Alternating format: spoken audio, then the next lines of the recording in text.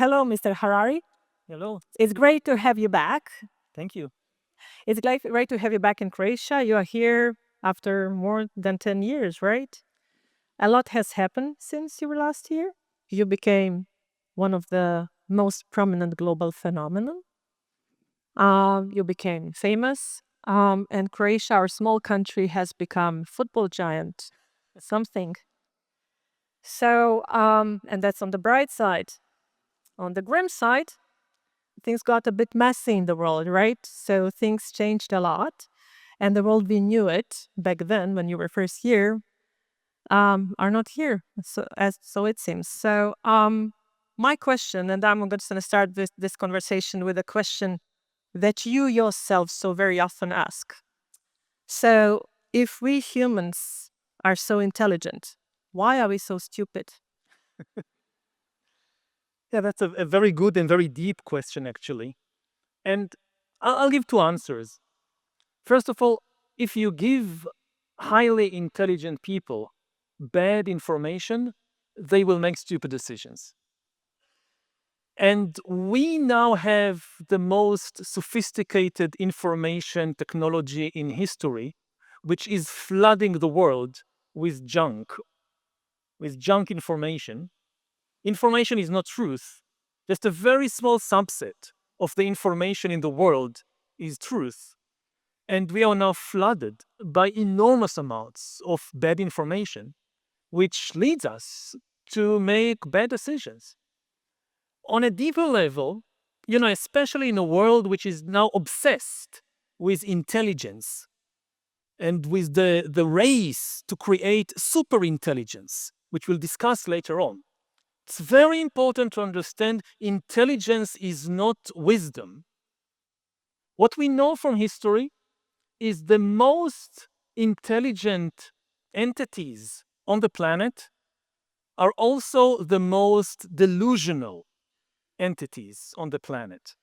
We humans are by far more intelligent than chimpanzees or elephants or dogs, and we believe in delusions that no chimpanzee or dog will ever believe.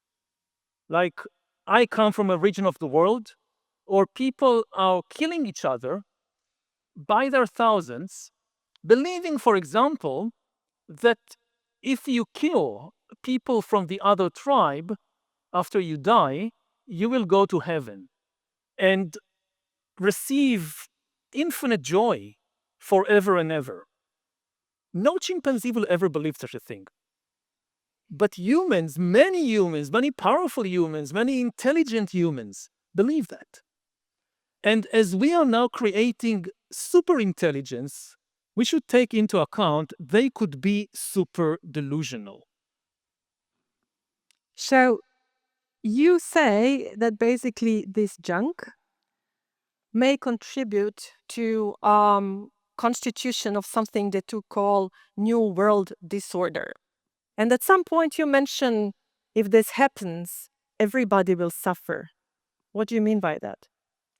Oh, it's very simple. When you destroy an order and you don't have anything to replace it with, what you get is chaos. What you get is disorder in which almost everybody suffers. And in the last 10 years, we have seen the deliberate destruction of the world order. The world order of the early 21st century was far from perfect. And again, I come from the Middle East, so I know perfectly well. There was violence, there was injustice, there was many problems, but it was still better than almost any order humanity has ever managed to create. And maybe the best piece of evidence for that is, I would say, government budgets. Not poetry, not philosophy, but budgets. If you want to look at reality, you look at budgets. It's the first time in human history that governments all over the world spent more on healthcare than on security, than on the military. If you go for thousands of years of history, everywhere, Europe, China, America, you will see that almost every king and sultan and even republic, like the Roman Republic or the Venetian Republic, more than 50% of their budget went to pay soldiers and buy ships of war and build fortresses. In the early 21st century, the average expenditure on the military all over the world, taking into account Iran and Israel and North Korea and the US, everything was down to about 6 to 7%, whereas the expenditure on healthcare was 10.5%.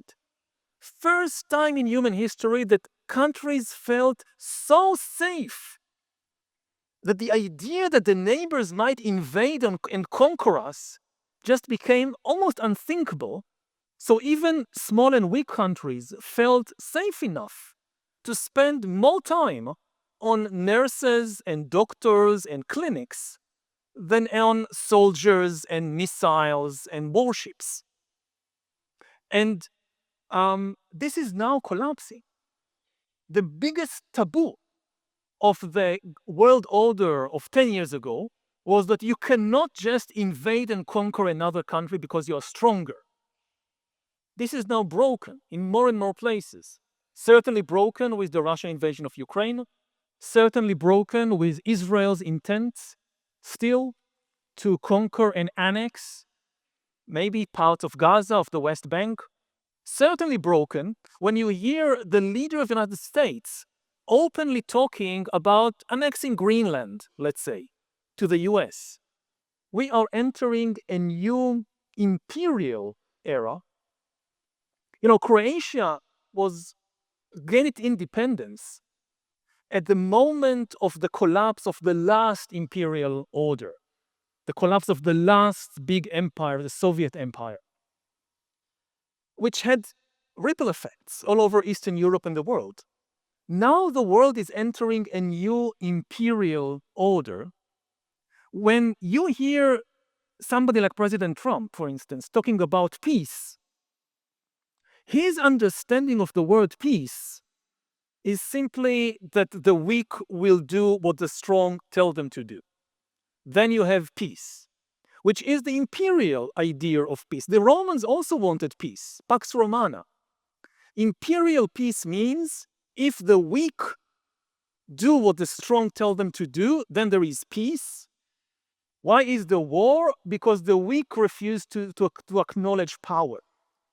So if the US demands, say, Greenland, and Denmark refuses to give Greenland, and the US invades and conquers Greenland, who is to blame for the violence? Denmark, for refusing to acknowledge the reality of power.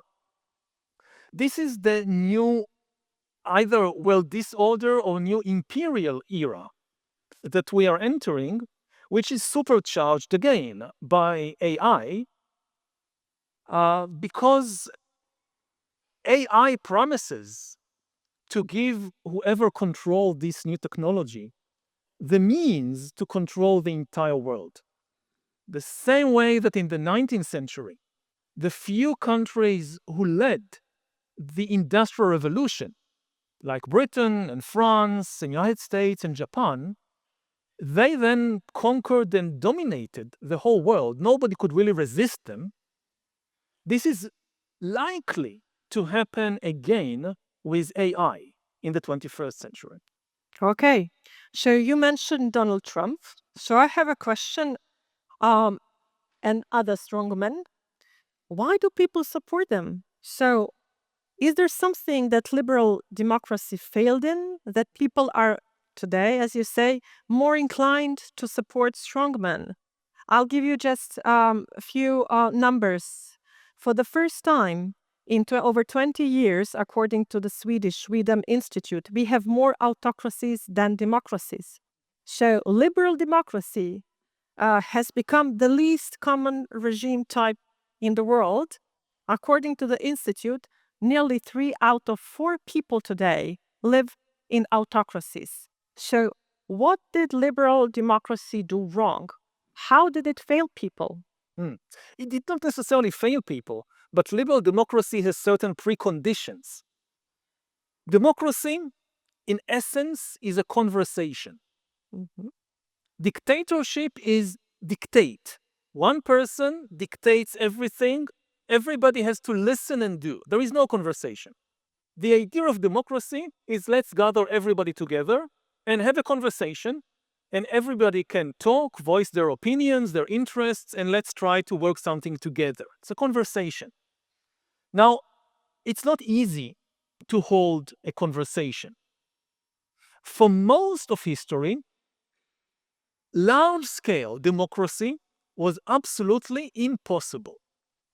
The only examples we have of democracies in the pre-modern era are small-scale city-states like Athens or Republican Rome, or even smaller tribes.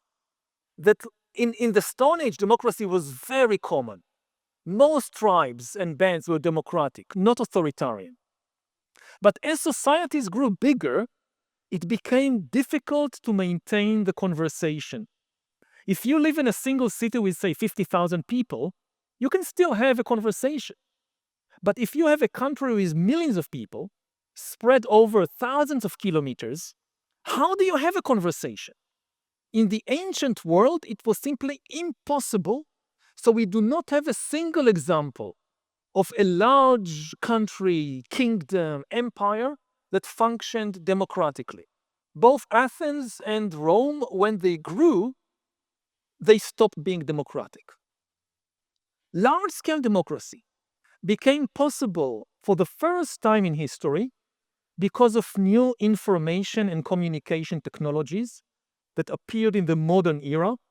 First print, and later telegraph and radio and television, that they for the first time made it possible to have a real-time conversation between millions of people spread over thousands of kilometers. So democracy is built on top of information technology. It's not that you have democracy as a kind of ideological system or ethical system, and on the side, you have technology. No, democracy is built on top of technology, of information technology. And if you have a big change in information technology, you have an earthquake in democracy. Now, what has happened over the last 10 years is not that democracies stopped providing the goods. There are many problems, but there are always problems in history. Show me one period in history or one regime in history that didn't have problems, economic problems, social problems. According to most objective measurements, like again, healthcare, education, the death of women in childbirth, how many women die during childbirth. The level of healthcare provided by democracies in the early 21st century is still better than in any previous time in history. What has changed is the information technology that the entire structure is built on. And over the last 10 years, we saw this really striking, even paradoxical situation when we have developed the most sophisticated information technology in human history, and the conversation has collapsed. People have lost the ability to talk with each other, or at least to listen to each other. They still know how to talk, but it's becoming more and more difficult to listen. You know, the only thing I think that, I don't know, like Democrats and Republicans in the US can agree on is that the conversation has collapsed. They can no longer agree on the most basic facts. They cannot no longer have a conversation. This is not because of extreme ideological gaps. Actually, the ideological gap between conservatives and liberals, between Republicans and Democrats in the US today is smaller than in many previous eras. Like you think about the 1960s, with the civil rights movements, with so many assassinations, so much violence in the street, the Vietnam War, the Cold War, the sexual revolution. And yet, Americans could at least agree about who won the elections. Now, the ideological gaps, if you look at the actual ideology, there is actually, in some areas like abortion, the gap is bigger, but in most areas, the gap is smaller. What is becoming bigger is the deficit of trust and the difficulty of conversing and again agreeing on the most basic facts. And there are different reasons for why this is happening, but I would say that the underlying reason is the technological revolution in information technology. Now, humans have spent thousands of years building trust between us. And we're amazing in our ability to build trust.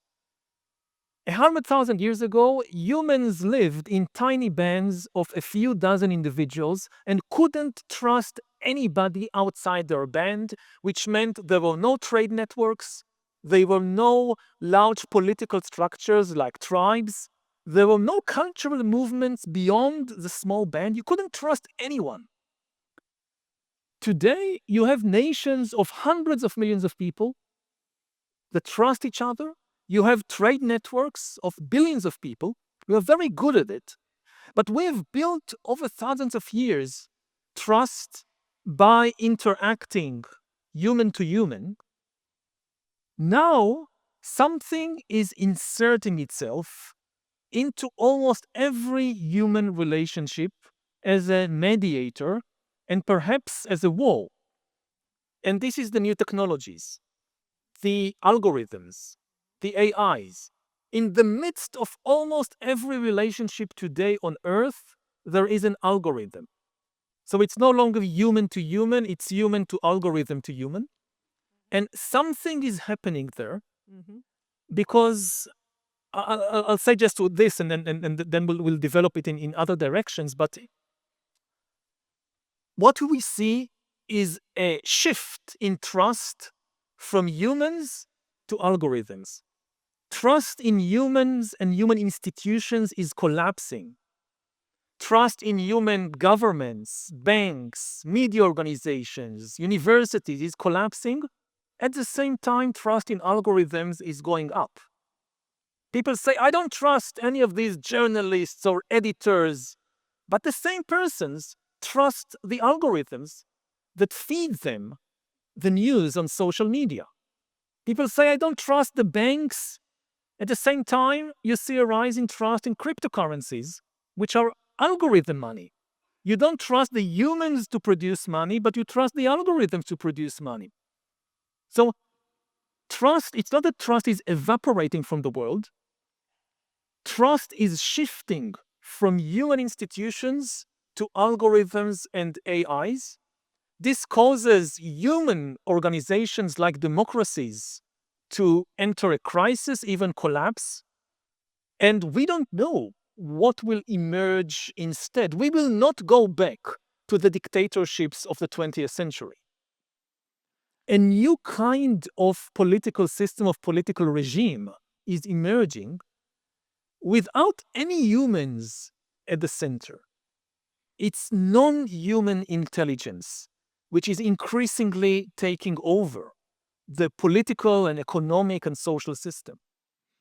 So before we move to that non-human agent or system, um, let me ask you now, when you said that trust is evaporating, so what about institutions like European Union, the 20th century institution, which was built also, amongst other things, on trust of member countries, trust of the people who live in these member countries. For instance, in Croatia, trust in the institutions is super low, but trust in European institutions is much higher than trust in national political institutions.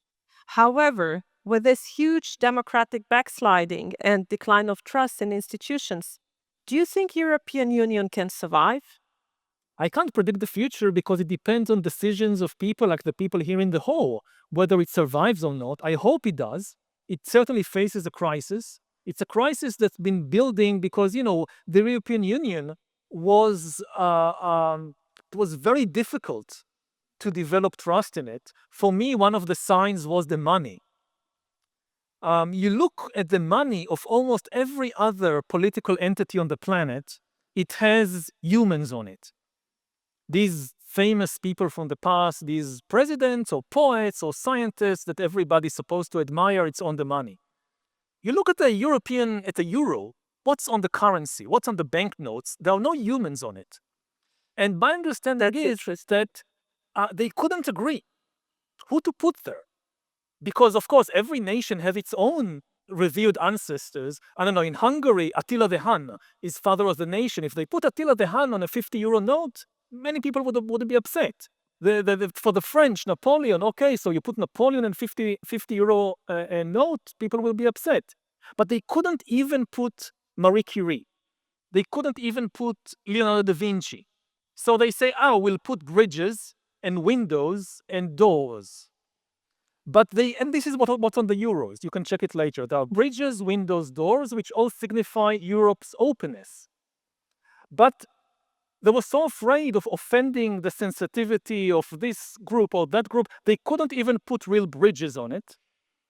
So they put on the euros these kind of imaginary bridges in the style of the Romans or in the style of the Gothic or whatever, but not real bridges, because we put a bridge from France, the Germans will be upset. You can't build a strong system like that.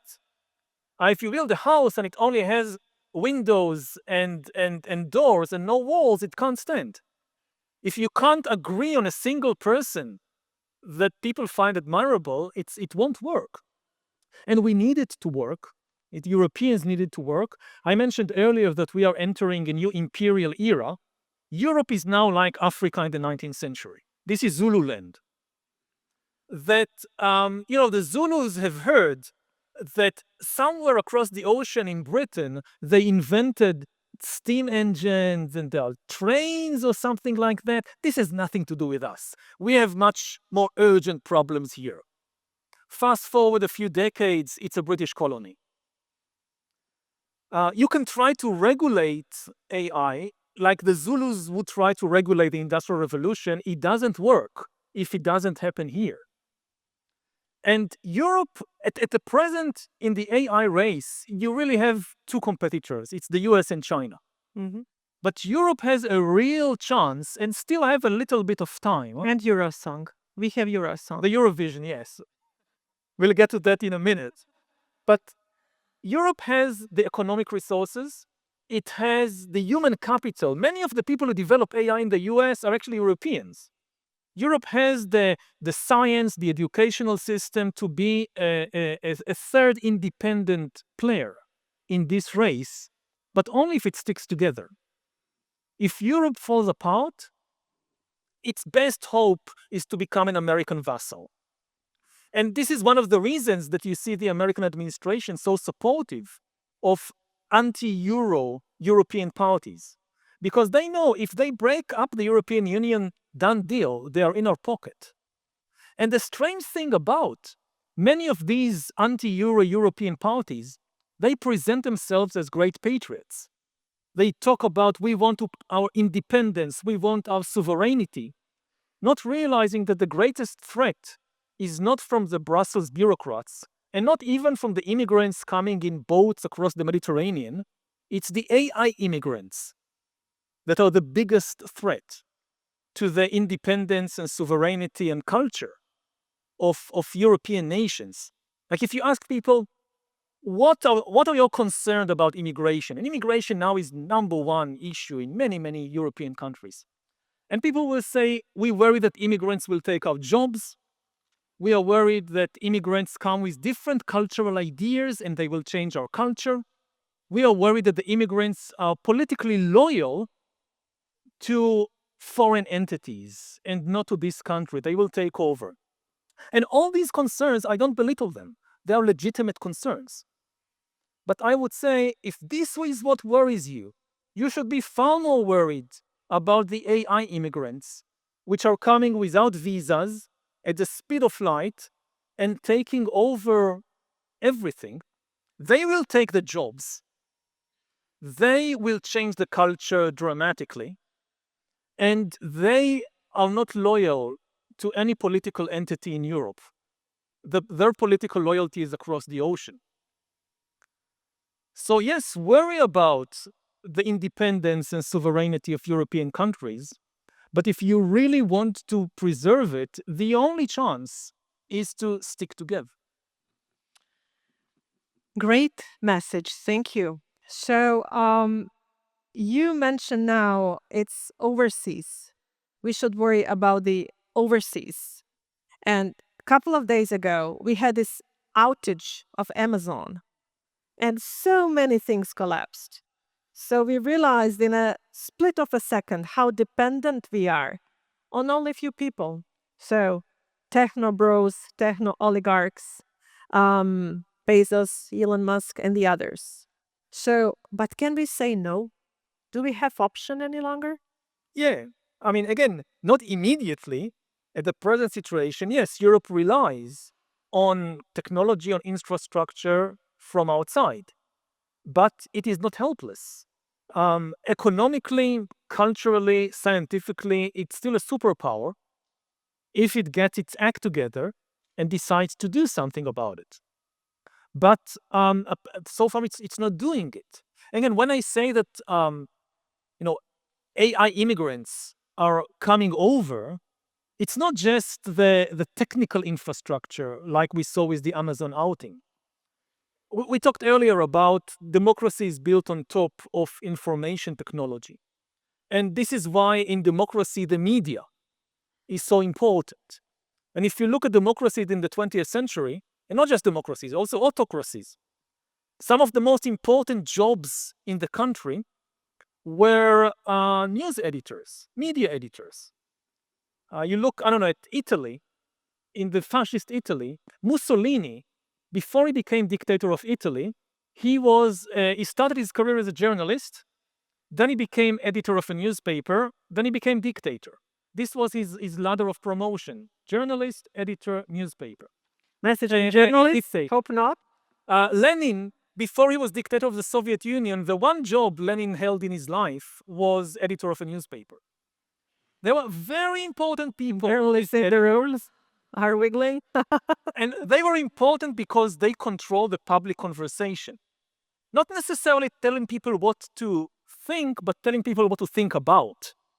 What will be the main topic of conversation of everything that happened yesterday in the world? What will be at the top of the newspaper, which will be the main topic of conversation?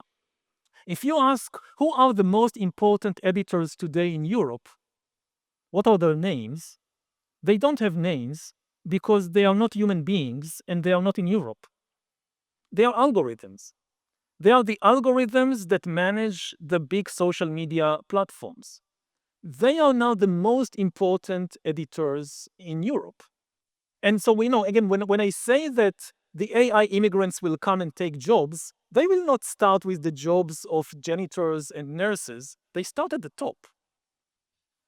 With my job. With your job, with my job, with the job of editors, with the job of bankers, with the job of lawyers, with the job of authors and writers. I'm now working on a book.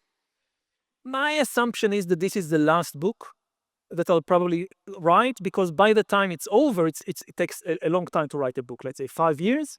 AI will write better books than I can. Are you afraid that AI is going to steal your job? That ChatGPT or any other open AI? I'm not sure if afraid is the right word. I take it into account. I take it into account that this is my last book. My line of work is language, is words, is stories. And as I observe the development of AI over the last few years, I've been absolutely amazed at how good it became with language. It has a really deep understanding of language. As an author, like I write a sentence, I sometimes think for 2-3 minutes which word to use. I have like 2 words, quite close in meaning, and I have to choose one. And I try to understand what is the semantic field of this word, which other words in other terms it has connotations with. And AI has amazing semantic ability to understand the semantic field of a word. It's becoming better than us. Some people tell me, AI and language, it's just glorified autocomplete. But besides being an author, I'm also a meditator. I meditate 2 hours a day trying to observe the processes of my mind. One of the most interesting things to observe in meditation is how thoughts are formed in the mind. And what happens in my mind is some glorified autocomplete. When I start a sentence, I usually don't know how it will end. As a public speaker, it often terrified me at the beginning because in the middle of giving a talk, I don't even know how this sentence is going to end. Like when I just said, I don't know how this sentence is going to end, I could have said how it's going to continue, how it's going to terminate, how it's going to develop. I didn't know when I started the sentence what will be the word at the end.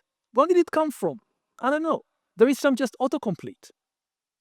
And AI is becoming better at these kind of word prediction. We think about ourselves as the most intelligent entity on the planet so far. We can think better than any other animal, and we can, at least in words. But if thinking is words, it's very difficult for us to think, I don't know, in a million words. We usually have short thoughts. AI can think in extremely complex networks of words, which we cannot. No, I think one of the biggest questions really for humanity, a philosophical but also a political question in 2025, what does it mean to think? Modern philosophy was born, allegedly, when René Descartes said, I think, therefore I am. And ever since, people have been arguing, what did he mean when he said, I think? What does it mean to think? And can AI think? There are two main versions of what does it mean to think. Some people saying to think is to string words together in a certain structure. Like all humans are mortal, Socrates is a human, therefore Socrates is mortal. That's what's the conclusion of these words. If this is thinking, AI can think much better than us, or will be able to think in a superhuman way in a very few years. Alternatively, people say no. Thinking is a holistic experience. When you think, you also feel pain, or you also feel love. There is an emotional and even sensory dimension to thinking. If this is thinking, then no, AI cannot think. At least not now. I don't know about the future. And this is becoming now a crucial question. And this goes back to your first questions about intelligence. What do we value in human beings? If it is their ability to string words together and in logical constructs and reach conclusions, then game over. AI will do it better than us. So it will overpower us then. Anything that is based on language will be taken over by AI. When I say anything, I don't mean just writing books. I mean the financial system. I mean religion. Finance ultimately is words, is stories. The stock exchange is a place where people tell stories to each other in order to gain their trust and convince you to put your life savings in this story or in that story. Money, we mentioned the euro banknotes, they don't have any objective value. It's ultimately just a story. And Bitcoin, like euro banknotes, is also a story. Finance is ultimately also based on language, and it will be taken over by AI. More and more of the trade in the world, even now, is conducted by AI. It is likely that in a few years, AIs will invent new financial devices that we cannot understand to create trust between AIs so they can trade and cooperate in ways... speaking its own language. Yeah, speaking its own language. Like horses and humans. How a horse can see that, like in the Middle Ages, Like a horse can see that I'm giving you a few shiny round things, and in exchange, you give the horse to me. The horse doesn't understand what's happening here because the horses cannot understand money. They understand, they see the round coins, they can't understand the story that makes these coins So valuable. we'll be horses. We will be the horses, that AIs will hire and fire us and trade based on financial theories and financial concepts that we can't understand. Similarly, if you think about religion, at least, again, goes back to what he's thinking. At least some interpretations of religion base it ultimately on language. In the beginning was the word. Religions like Judaism, Christianity, Islam, they sanctify language, they sanctify text. The ultimate authority in these religions is in a text, not in a human being. Why do rabbis still have authority in Judaism? Why do priests still have authority in Christianity? Because until today, the texts couldn't speak. So you have, say, the Bible, this is the ultimate authority, but you have a question how to interpret a certain passage in the Bible, you ask the Bible, it doesn't answer.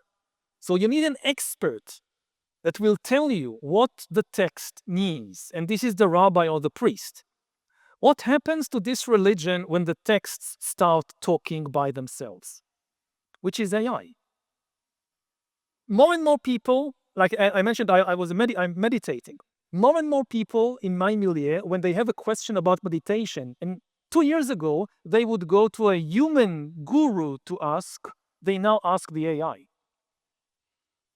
And there is rationale behind it, because again, I take Judaism as an example. Over the centuries, so many Jewish texts have been written, not just the Bible, then the Mishnah and the Talmud and this and that. No rabbi is able to read all of that and certainly not remember all of that. It's too much for the human brain. AI can.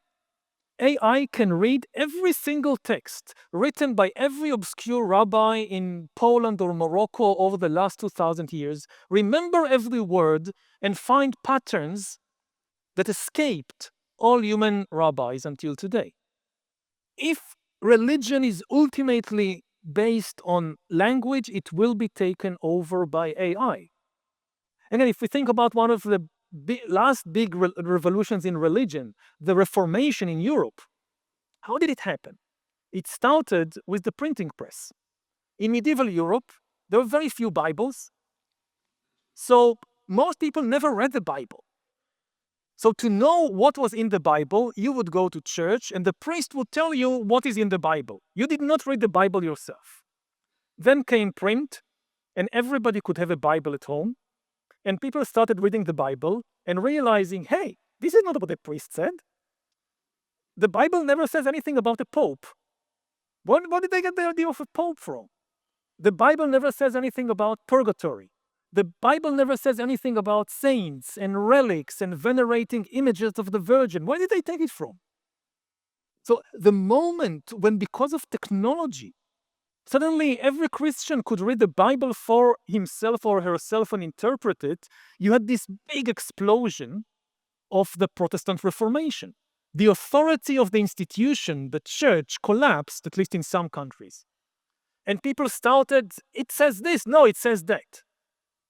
Now, what happens if instead of interpreting the Bible for yourself, the Bible interprets the Bible itself?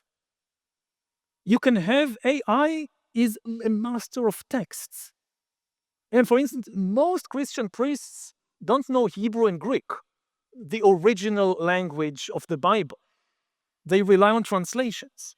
AI knows Greek better than any Greek, and it can know biblical Hebrew better than any Jew. So if ultimate authority is text and language, it will be taken over by AI. But what's the solution then? So a few days ago, a group of people, and that's not the first initiative. This one is interesting because it's such a diverse group of people, from notorious Steve Bannon to Meghan Markle. They petitioned to prevent advanced AI system developments. Are you on the same page with them? Should we ban them? AI We development? can't. I Is mean, this the I solution? I signed a lot of these petitions in I recent can, yes. years. Maybe I even signed this one. I signed so many I don't remember.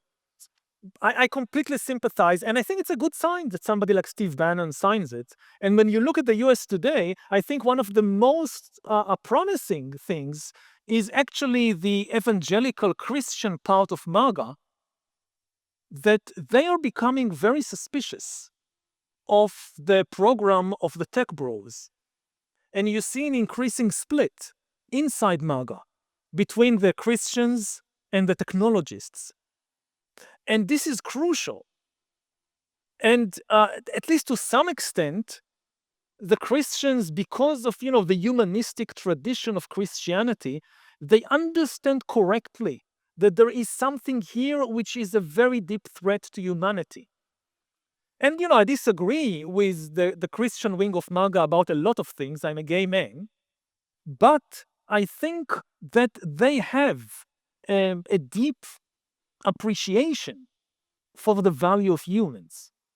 And this is important in this time and era, because we have people who do not have this deep appreciation, that they value only intelligence, and they have a very narrow definition of intelligence. And for them, if AI becomes more intelligent than humans, then we don't need humans. And it's a great point of unity that you just mentioned, humanity. So, between different tribes, so to speak. So, since we have a few more minutes, and I think that we are going to address lots of AI related questions and algorithms related questions uh, uh, uh, in the audience questions, I would like to ask you one question that is very heated also everywhere, also here. And you mentioned your country, you mentioned Gaza. Yes. So I would like to ask you, what's the situation back in Israel, and do you think that peace in Gaza is possible? The situation is terrible and peace is possible. To make it very, very short, um, Let me jump the, in. Yeah, the, sorry. Go ahead. the most important thing to understand is that peace is possible. There is no objective obstacle to peace. It's not like, it's a law of nature. The laws of physics force Israelis and Palestinians to slaughter each other. This is not the case. There is actually enough, if you think in objective physical terms, there is enough land between the Mediterranean and Jordan to build houses and schools and hospitals for everybody. There is enough food, there is enough water, there is enough energy. There is no shortage. It's not, people sometimes say, oh, humans fight for the same reason that wolves fight. They fight over food. They don't. There is enough food if it is distributed. People fight not because of what's in the land, but because of what's in the mind. They are simply unable to see the other side. They are unable to recognize the humanity of the other side. Ultimately, again, it's the human brain has billions and billions of neurons and synapses in it. But the human mind sometimes finds it difficult to hold just two ideas. Sometimes so poor, so narrow, it cannot hold two ideas. Like to at the same time acknowledge that there are more than 7 million Palestinians living in this land. They don't have anywhere else to go. They're mostly born there, and they have a right to live in dignity, in security, and in prosperity. And at the very same time acknowledge that there are also 7 million Jews living in this land.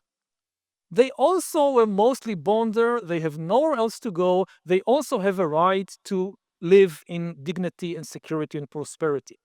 It sounds simple to hold these two ideas together. There is no logical contradiction there. There is no physical contradiction there. But so many people are just unable to do it. They're able to see the rights and the misery of one side, and then they completely deny even the existence of the other side. And, when our minds are very narrow, sometimes we try to kind of impose our narrow mind on the reality. My mind cannot contain the other people, so I'll just annihilate the other people from reality, and then there'll be a match between my mind and reality. But the thing is, just expand your mind. If there are two things in reality which you can't contain both, the solution is not to destroy one of them. The solution is to expand your mind. Because the human mind can be vast. We can contain multitude if we make the right effort. And this is, I hope, what will happen. This is not what is happening. I mean, over the last few years, and I'll talk mainly about my side, which I know better, Israel and the Jews, they become so narrow-minded. They become so self-centered.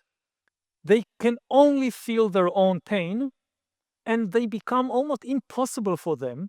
It's like you feel your pain, and if somebody points out to the pain of somebody else, you feel almost affronted that you're taking away attention from my pain. And the inability to sympathize, yes, you're in pain, but there are other people in pain also. You're not the only one in pain. This, it's the most basic human ability for empathy, but not to be so self-centered.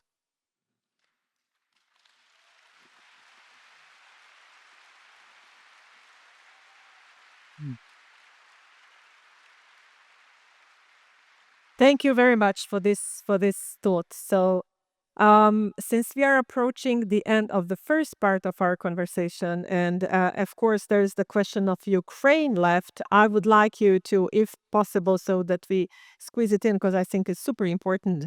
Um, um, do you see an end to the war in Ukraine? And I can't predict the future. It depends on the decisions of people all over the world. But I would say that, and this is what I said in the beginning, that the war in Ukraine is of crucial importance, of course, to the whole of Europe and to the whole world, because this is where the biggest challenge to the old world order is. The old world order was imperfect in many ways, but one thing it managed to do, it managed to create a taboo on the conquest of countries. That no matter how powerful one country is, it cannot, just because it's more powerful, invade and conquer a weaker neighbor. This was the biggest taboo of the international system. This is what enabled countries all over the world to feel secure enough to invest more money in nurses than in soldiers. Because you felt, yeah, maybe I'm weak, but nobody's going to just invade and conquer me. This is something that happened in the Middle Ages. This is something that happened in Hitler's days. It can't happen today. And all the world is watching Ukraine and realizing it can happen. People compare it, say, to the American invasion of Iraq. It's not. I'm not supporting, of course, the American invasion of Iraq. It was a huge mistake and a crime. But one thing to say, America never intended to annex Iraq to the USA. Not a single millimeter of Iraqi ground was annexed to the USA, and the American soldiers are no longer there.